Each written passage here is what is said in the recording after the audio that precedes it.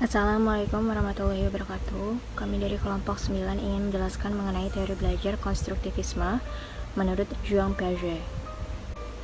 Teori belajar konstruktivisme didefinisikan sebagai aktivitas pembelajaran yang aktif, di mana peserta didik membina sendiri pengetahuannya, mencari arti dari apa yang mereka pelajari dan merupakan proses menyelesaikan konsep dan ide-ide baru dengan kerangka berpikir yang telah ada dan dimilikinya. Piaget, yang dikenal sebagai konstruktivis pertama, menegaskan bahwa penekanan teori konstruktivisme pada proses untuk menemukan teori atau pengetahuan yang dibangun dari realitas lapangan. Peran guru dalam pembelajaran menurut teori ini adalah sebagai fasilitator atau moderator. Teori belajar kognitif Piaget menyatakan bahwa ilmu pengetahuan dibangun dalam pikiran seorang anak dengan kegiatan asimilasi dan akomodasi.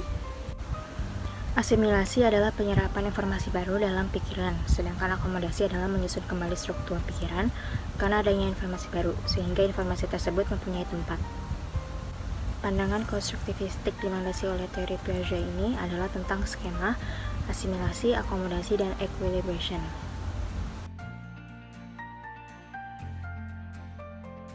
Skemata merupakan sekumpulan konsep yang digunakan ketika berinteraksi dengan lingkungan.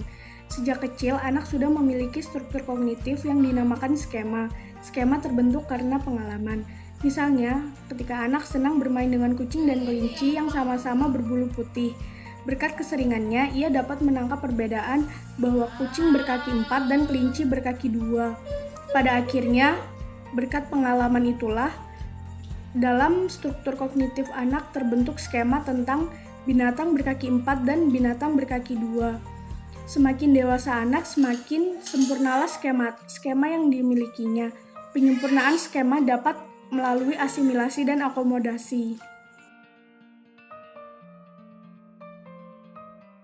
Asimilasi merupakan proses individu dalam mengadaptasikan dan mengorganisasikan dirinya dengan lingkungan baru, sehingga pemahaman orang tersebut berkembang. Asimilasi tidak menyebabkan perubahan pada skema, melainkan memperkembang skema. Misalnya, ketika seseorang baru mengenal konsep balon, maka dalam pikirannya ia memiliki skema balon. Kalau ia mengempeskan balon tersebut, kemudian meniupnya hingga besar, atau mengisinya dengan air sampai besar, ia tetap memiliki skema tentang balon. Perbedaan skema tentang balon yang sudah dijelaskan nantinya diperluas dan diperinci lebih lengkap. Jadi hasilnya bukan hanya sebagai balon yang dapat mengembang karena diisi oleh udara atau air, melainkan berubah menjadi balon dengan macam-macam sifatnya. Akomodasi. Dalam menghadapi rangsangan atau pengalaman baru, seseorang tidak dapat langsung mengasimilasikan pengalaman yang baru didapatkannya terhadap skema yang telah ia miliki. Dalam keadaan demikian, orang akan mengadakan akomodasi. Akomodasi terjadi untuk membentuk skema baru atau memodifikasinya sehingga cocok dengan rangsangan itu.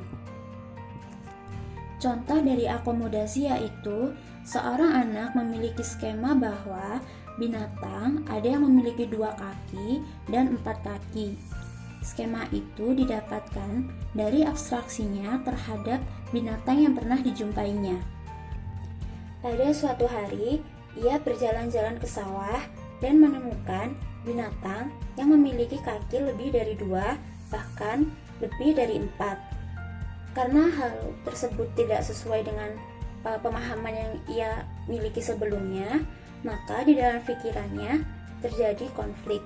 Ia mengadakan perubahan terhadap skema lamanya dengan mengakomodasikan dengan bentuk skema baru bahwa binatang juga ada yang memiliki kaki lebih dari 2 atau 4.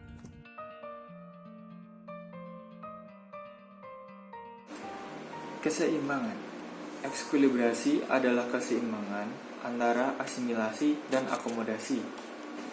Sedangkan diskilibrasi adalah sebaliknya, yaitu ketidakseimbangan antara asimilasi dan akomodasi. Ekvilibrasi dapat membuat seseorang menyatukan pengalaman luar dengan struktur dalamnya.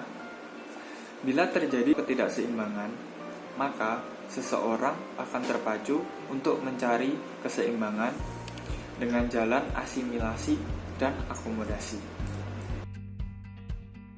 Baik, sekian presentasi dari kelompok kami.